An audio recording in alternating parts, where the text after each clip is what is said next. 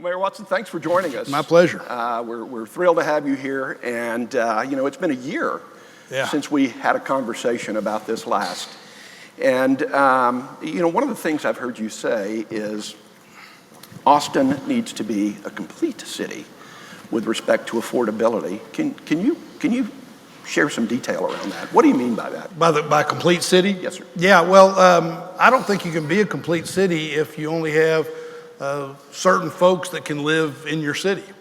And frankly, I don't think that applies to the people, and I'll come back to that, but it also applies to what you have in the city. You're not going to have as many things that you want in your city if you can only have a certain few that can live in your city. And so I'll come at it from a couple of angles. Affordability has become, during the campaign and probably this time last year when we were having this conversation, one of the things that I pointed out, and I still point out, is that a lot of our challenges in Austin are a result of success, right? We've had a lot of success, and then people want to live here, people want to stay here, people are coming here. But what that does is it has an impact on the affordability aspect of it. And so look at it from a couple of viewpoints. One is we know for certain that people are having to move out of the city because they can't afford to live here. And that means people that we want teaching our children and our grandchildren. It means people that we want responding to 911. It means people that we want to respond if there's a fire or something like that, and emergency medical services, and the folks that are waiting on wait staff at our favorite restaurants. We want them in our city. We can't be a complete city if we are having people move out. In addition to that, Austin has a sense of itself, in my opinion, about what a complete city is. And, I tease all the time that the #1 bumper sticker and t-shirt in Austin is not what it ought to be. Kirk Watson for Austin Mayor. It is instead, keep Austin weird. And what I've always loved about the keep Austin weird thing is that it, in my view, it speaks to keeping Austin a place that's open to new and different people, new and different ideas, because the first time I hear an idea, many times I'll think, well, that's weird, but it's not. It ends up becoming something really big. And we've always had this fountain of youth in Austin, in my view. The fountain of youth is Houston Tillotson, Concordia, St. Ed's, and that little public university we have down the street here. And what that means is every year people come, new people, young people come into this city, and they come here with their new ideas, their new thinking, their new culture, their new music, you name it. And then they say, like I said in 1981 when I kind of accidentally ended up in Austin, Texas, they say, I never want to leave. Well, right now we have a city where it's harder for them to say that if they can say it at all. And so if I want Austin to be a complete city with people being able to afford to stay here and all sorts of people, including weird people, then I want them to be able to afford to live here. And so one of our #1 priorities must be, if not our #1 priority, must be affordability first, so that we can make sure that Austin 5, 10, 25 years from now is a complete place. Yeah, so that is, the complete city is a lot like our worldview at Amplify, where we have a culture of welcome. Oh, good. And we want people to join us as they are. We want everyone to be welcome at Amplify, just as we want a full spectrum of people to be here in Austin. I've always loved that Austin's a place where people can find themselves, start building the lives that they want to build, can be themselves. And if we become a city that is so much more homogenous because it all comes down to who can really afford it, we're going to lose that. Absolutely. And that's not the Austin that, I'll say it this way. People ask me all the time, how do we keep Austin Austin? In my view, the #1 way you keep Austin Austin is keeping Austin a place where that sort of change and cultivation of newness can thrive. And the only way to do that is if we focus really hard on making Austin affordable, because I believe that's the number one threat to keeping Austin Austin. Perfect. So, a cornerstone of affordability, and I think what most people come to believe when they think about affordability, is housing supply. Yeah, of course. And so, Austin, Texas, nationally, we are short housing supply. So what are you at the city doing to address housing supply in Austin? Well, I still haven't caught up on my sleep from last week, so so I may not remember everything, right? And I'll just say that I'm very proud of what occurred last week, and very proud that we've landed that part of the airplane. But let me come back to that. There's several things, and by the way, I hope we talk about it a little bit later. But in my opinion, there's two sides to the affordability coin. One is housing supply, and what we need to do there. But the flip side of the coin is, how do we make sure that, go back to what I was saying a minute ago, that in a complete city, more people can participate in making money in such a way that they can afford to live here. And I think we're going to talk a little bit more about that. But from a housing situation, let's just talk about two or three things, and I won't go into great detail. But one is that the city, and I said this, during the campaign, and we've lived up to it. One of the things that I said is the city needs to get out of its own way. In other words, the city can't be adding to the costs of housing in such a way that it's making things ill-affordable. And one of the big things that I said during that period of time was that I called it like a sunset review of the permitting process, the site planning process in particular. But what we would do is we would go in and we would do I was on the Sunset Commission when I was in the Texas Senate, where we would do a top to bottom, soup to nuts review of our site planning process and say, what are we doing right? What are we doing wrong? Well, by the way, nobody came up to me and said, man, don't screw with the site planning process. They're really doing that. Really working right. well. Yeah, that's working good. So we did. We brought in McKinsey Consulting, and in 9 months, they came back with a report on what needed to be done to improve that. They also told us that one of the things that was happening was that because the city of Austin was screwing up the site planning process the way it was probably adding on average about $10,000 a month to the cost of single family. Well, how do you make anything affordable if you're stepping on your own toes in that way? And by the way, for multifamily, it was over half a million dollars a month. So we've worked on that to fix that process. And I can say that now, where we were over 90 days on initial review for site plans, we've now hit our goal of being under 30 days. And on re-review, in other words, you got it back, here's what you need to do, we've gone from right at 60 days to 14, our goal of 14.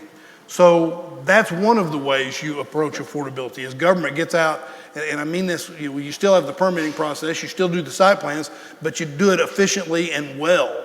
And then, of course, we can go through a number of things, everything from our goals related to affordability in terms of supply, which is where you started the first question, and how do we increase supply and make sure that the land development code is not in the way of that. And we've done a number of things on that, and I could go into details, but one of my favorites is what we just did, and that is reducing minimum lot size from 5,750 square feet a lot for a single family dwelling to now 1,800. That's a big deal. And keep this in mind, folks. For those that don't know, I'm gonna make some news here.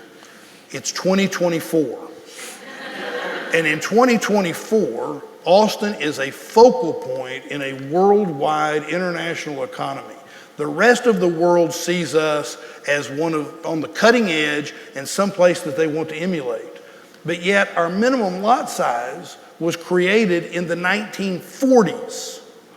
The 1940s. And what we also know about that minimum lot size is it went up in the 1940s from the first time we created a minimum lot size in this town, which was 1931, 3 years after the racist master plan was put into place.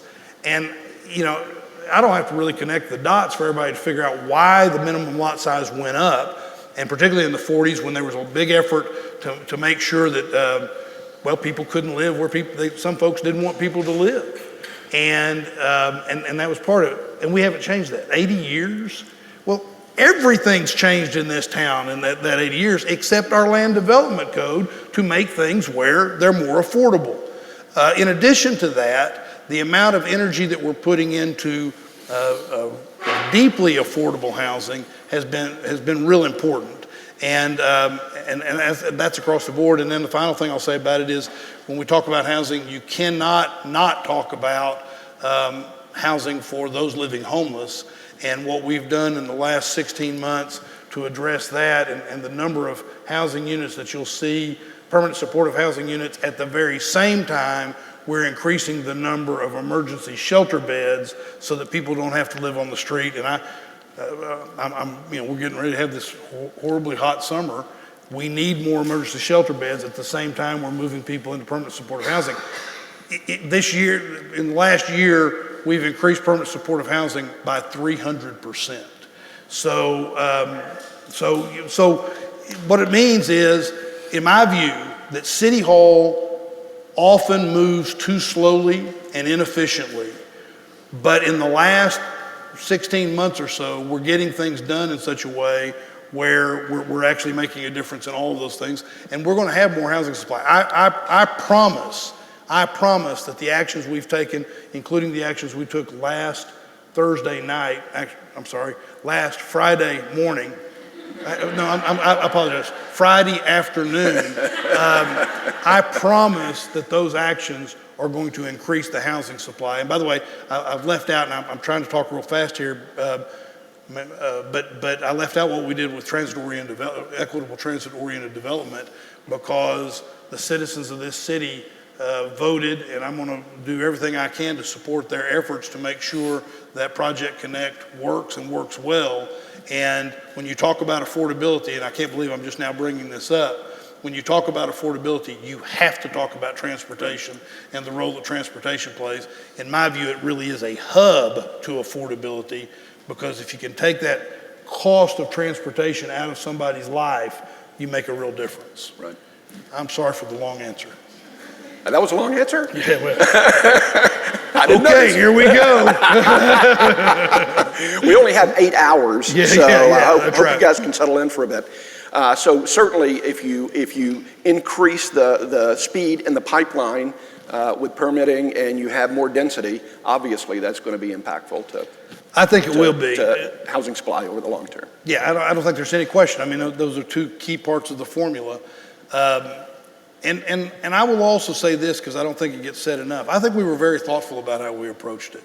It's not, there are some that would have said we could have done this sooner, but I think the thoughtfulness of the process and listening, and changes were made that are good changes. And one of the things that I think is also going to be important, and I offered the very first amendment on this when we voted on a big aspect of it previously, and it's now being brought forward over and over again, is that we're going to look at the data. We're going to look at, to your point of it ought to work, we're going to look and see if it is working. And we're going to look and see if, that's an unintended consequence. That's not something we planned. And so how do we fix that? And I think the fact that we are purposeful in saying, get us that information, get us that data, will make it stronger. Perfect. So you touched on this earlier, and we talked about it last year. One of the fundamental disconnects is median family income in Austin and Travis County, which bumps up against the median home price. And there's a fundamental mismatch. So family income is a key component of that. And so how is the city working to improve opportunity to increase income? Well, let me focus on two things, because there are two big parts to that, at least from my perspective, and that we've laid out in the last several weeks, a few months. The first is that I have been working pretty hard to evolve our economic development paradigm in this community. Our economic development model or paradigm or whatever is the best word for that has always kind of been, how many W-2s did we create this past year? How many jobs did we create? And I want to be clear, I'm not saying we shouldn't be focused on creating those W-2s and those jobs. I want us to continue to do that. But that's not the be-all and end-all to it. In my view, we have to evolve that economic paradigm so that we're considering the number of people in Austin that we get into those jobs and are getting those W-2s. And because we want them to have careers, and I purposefully use the word career, we want them to have careers that are, as you just pointed out, family supporting, family sustaining. And that requires some effort. It's not, one of the things that as an evolving city and a changing city and a rapidly growing successful city we have to focus on is getting people that otherwise would end up having to move out of your city, like we talked about at the beginning. You're losing the completeness of your city. We need to have a focus. And one of the big ways we're doing that is we're basically recognizing we have an economic development sector that we've never really recognized as an economic development sector, and that is mobility and infrastructure. And we've talked a little bit about it here. If you think in terms of a couple of things, the airport, which I'll be out there later this afternoon because today's the 25th anniversary of cutting the ribbon on the airport. The airport has aged. I haven't, but that's okay. Actually, I saw a picture. I made a bad decision and said, find some pictures from 1999. I've made a few decisions I wish I could take back, and that was one of them. I'm both fatter and older, so but that airport, in my view, we should have started some of the stuff we're now doing 6 years ago, 7 years ago, but we're now on it, and we're on time with what we're doing, but we're going to need to get that done. Well, you add that to Project Connect, you add it to a whole bunch of other projects, and we've got about $25 billion worth of infrastructure projects in play. Well, what we also know, and I'm looking at Tamara Atkinson and Laura Huffman who have been helping on this, what we also know is we don't have the workforce. We're going to need to cultivate about 4,000 more people per year than what might naturally happen in order to be able to get that done. So what we've done is we've created the Austin Infrastructure Academy. And the Austin Infrastructure Academy is going to focus on as early as, I could see us doing it as early as 8th or 9th grade, getting people on career paths, young people who otherwise might get out of high school and leave Austin because Austin doesn't have anything for them. Show them that we care about them, and that's why we're focused in this way, but also create career paths for them that'll make a difference. And we can go into more detail if you want, but they'll be making prevailing wage jobs and career opportunities that become very important. The second thing I'll mention about that is that I created, shortly after I went into office, I don't remember exactly when it was, the Mayor's Task Force on Austin Women Entrepreneurs. Because for all the talk we do, and by the way, I'll back up just quick, only 14% of the people that are working in mobility and infrastructure careers, only 14% are women. Well, that ought to be over 40% at least if you just do the raw numbers of the area. And so now that'll take me to the next thing, which is the Mayor's Task Force on Austin Women Entrepreneurs, or what is referred to as AWE, A-W-E, AWE. And with my accent, I always worry nobody will know what that means.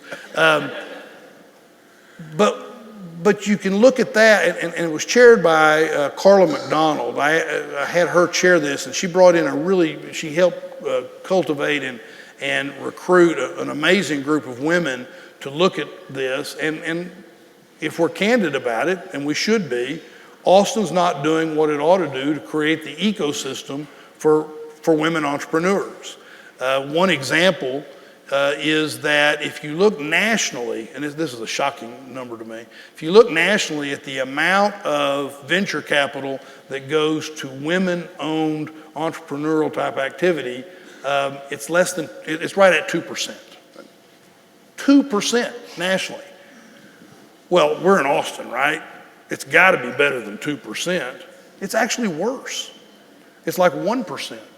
So the point being, they have come up with a number of recommendations, including things like getting a small business assistance office in Austin, Texas, to help with the small businesses and others. And that's one of my highest priorities of all their recommendations, because at least I hope it's something we can do more quickly. And some of the other things are going to require beyond government. I mean, when I talk about venture capital, we're going to need to create an angel investors network that is more focused and more purposeful when it comes to women entrepreneurs, and we'll be doing those kinds of things. So those are two examples of where you focus on the flip side of affordability first, and what you do is you focus on small businesses, which you appropriately point out are kind of the backbone. But it's going to require us to think differently about our economic paradigm and not just hold up a trophy at the end of every year and say, we created the most jobs. It needs to be, how many Austinites did we put into career paths that will allow us to be a complete city? So, I don't think people really realize all the components that you have to address to really address the complete problem of affordability. Infrastructure projects, I-35, the airport, Project Connect, all work together to create your complete city. Yeah, look, I was teasing somebody earlier who asked me or said, I hear you're taking the lead on a specific item. When do we expect action? And my response was, if you can find me more hours in the day, I'll get right on it. But yeah, the complexity of it is not just, but I'll come at it this way. Part of the reason I think up until about 16 months ago, we weren't doing some of the things that we needed to get done in order to be an affordable city, including changes in the land development code, including making those kinds of changes so that you could have better transit-oriented development, is because I think we tend to simplify it and then make it an all or nothing approach. And it's not simple, and it's not all or nothing. That sometimes adds to the time. But I would say that in 16 months, 17 months, I haven't done the math on it, but since January 23, we have dramatically made change that was stagnant for about a decade. So there's another component that people that are situated as I am don't really consider. My son and daughter-in-law just had their second child, but they had to wait till their first child was 5 years old because they could not afford 2 kids in daycare at the same time. How are we as a community addressing that? Well, I should have even, in my answer to your previous question, I should have thought of that because the truth of so good work. Because when you talk about the network of the ecosystem, the complexity of it, childcare and affordability is a big deal. So most folks in this room probably already get that probably the top 3 expenses that impact the concept of affordability are housing. And then there's a debate, but who cares, right? Because we know what the next 2 are. The debate is over which one's more, and it probably depends on which house you're in. But the next 2 are childcare and transportation. And that's one of the reasons I mentioned transportation a minute ago. In most, I think most people would agree that in most households, the second highest cost behind housing for people with children is childcare. And it's, in my view, it's one of those social determinants of affordability in a community, because as things become less affordable overall, they're going to become even less affordable in the area of childcare. For example, what do you pay a childcare worker? and can you get, what's the turnover in the childcare workforce because you're not paying enough. And in Austin, on an annual basis, the last number that I think I saw was it's around a 40% churn. So you're not keeping professionals in the business because we're not paying them a living wage and that would help them afford to live here as well. So a couple of things. One of them that I'll mention is that was clearly one of the findings of the Austin Women Entrepreneurs Task Force, was that we need to focus on childcare. But I'll mention a couple of things that we're doing and then talk a little bit. First of all, I would have to say that it's important to note that the legislature has started kind of paying attention to this. And last session, they passed legislation that would allow for cities to give a property tax break for childcare facilities. And Austin was the first city in Texas to give 100% break to childcare facilities. And I think that will make a difference because obviously the cost of your taxes in running your business is a cost of the business. And so if you can reduce that, it will help. That doesn't help because like folks that are providing quality childcare out of their homes, and that's a lot of folks. It's their home, it's not their business address. And so we're looking at, and in fact, I received something that's on my desk right now, a report to look at with regard to trying to create a grant program for others that are providing childcare, but they're not. It's not a. They don't go to the childcare facility. It's at a home or someplace like that. So we'll be looking at that. And I think that one of the other things is, before I start this part of the answer, I'll say, there are a lot of people in this community that have done a lot of good work. United Way being, first and foremost among them. Workforce Solutions of Central Texas being another, and looked at what we need to be doing. And I think it's time for the community as a whole to come together with a single voice and talk about how we're going to address this. Now, it's unusual for us in a lot of ways. We mentioned housing.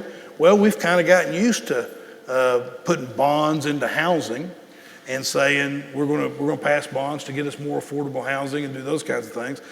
Transportation, well, we passed Project Connect, right? We're ready to make changes that'll be create affordability there.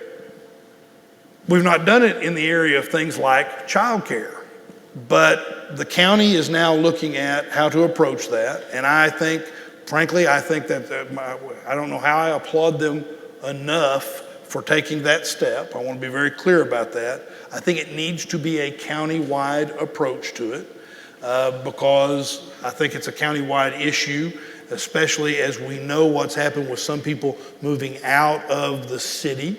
We want to make sure we're addressing people that will need it for affordability purposes.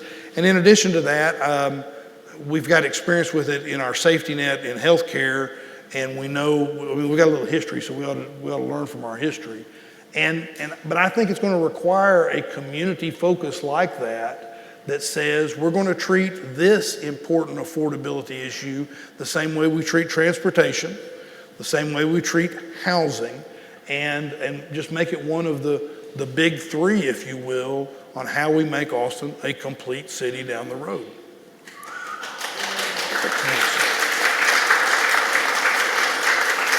So I didn't really understand how acute the problem was until Tamara and I had a discussion about some of the programs that they are engaged in, and it's much bigger, I think, than many of us realize. Well, it is, and that's why, for example, the Infrastructure Academy that I mentioned, you can't go back to what I was saying about the Infrastructure Academy and the economic development paradigm in that regard. Well, I didn't say it a minute ago, but part of that economic development paradigm has to include childcare, because we know that a huge number of people, and it's a very large percentage of people, make decisions talk about life decisions about when you're going to have children, but they make life decisions also about where they're going to work. Are they going to work part-time? Are they going to be able to work full-time? Are they going to take a job here that might pay more money, but they can't do it because their child care needs can't be met by... With that being the case, child care is going to be that's clearly part of how we address the Infrastructure Academy. And by the way, it's also how I and the city council are addressing things like development incentives, not development incentives, but business incentives. The NXP, for example. Austin, it stands to really, really, really benefit because of the CHIPS Act.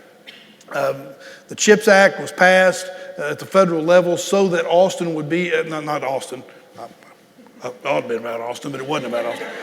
But the CHIPS Act was passed so that the United States could bring manufacturing of chips back to the United States and not be so dependent upon it being elsewhere.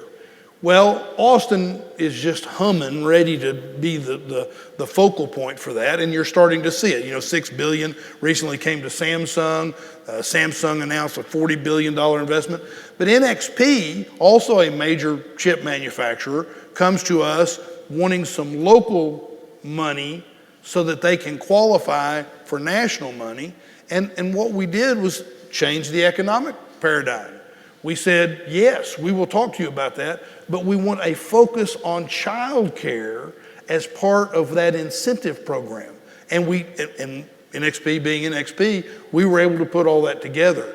So I think you'll see it become woven into the way we think, and my hope is that we take what will probably be a really big step to get more funding, which is absolutely essential. Perfect. So a few minutes ago, you touched briefly on small business. Small businesses are really responsible for about 55% of job creation over the last 10 years. An interesting statistic that I just learned yesterday. So how is the city supporting small business and small business creation? Well, we're in the process of revamping our economic development department. And I think what you will see as part of that is you will see us with a focus. We've talked a little bit about the Austin Women Entrepreneurs Task Force. I think we also need to look again at how we do contracting when it comes to minority and women-owned businesses. It's one of those rules of three for me, and y'all don't abuse this, and three of you come up and tell me about something on my way out the door. If somebody comes up to me three times with the same problem, in different weeks, let me put it that way. It comes up to me with three times, then I go, oh, there must be something there, right? And I think one of the things we need to look at how we go about our contracting in MBE and WB in that respect, and then go back to when I was talking about on affordability and site planning there. But we need to make it where it's easier to deal with the city and get your permitting in such a way. There should not be a barrier at the city for a small business to be able to do what it is they need to do. And too often there is. I don't think it's a malicious thing. I don't think it's somebody wakes up in the morning brushing their teeth and says, let's see how we can screw somebody today. I think it's just that we get into habits. In fact, I'm a very big believer that we've got a great workforce at the city, tremendous workforce at the city, and we ought to all thank them all the time. But we need to make sure we're not adding to the burden of small businesses by not doing the things that are just pretty simple and common sense. Mayor Watson, thank you so much for your time this morning. Thank you. And thank you for your leadership at the city and for the progress that we've made during your term. Well, I appreciate that. Thank you all for what you do. Appreciate you all very much. Thank you, sir. Thank you. Take care. Enjoyed it.